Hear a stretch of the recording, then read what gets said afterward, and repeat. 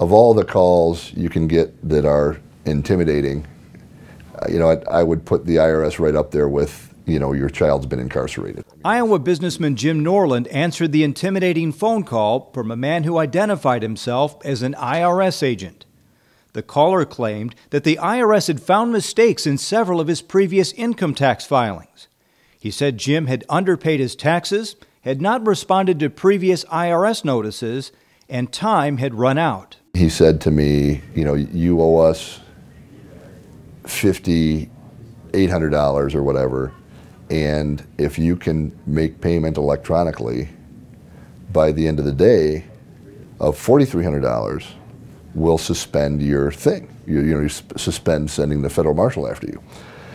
And I said, well, I'd much rather pay $4,300 and get arrested. And he said, okay, here's the process. That process involved Jim immediately withdrawing thousands in cash from his bank account and adding the funds to a prepaid money card available on store shelves, in this case, a card called Reload It. When the man called back, Jim provided the card number to pay off his supposed IRS debt.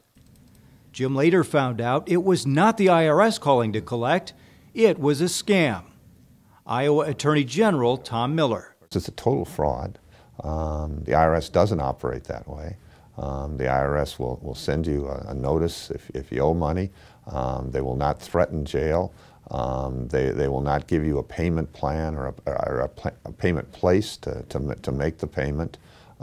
It's totally bogus, but it's using the IRS name, it's urgency, it's jail, it's pressure to try and get you to react quickly. If you owe back taxes, the IRS will mail you. It won't call you.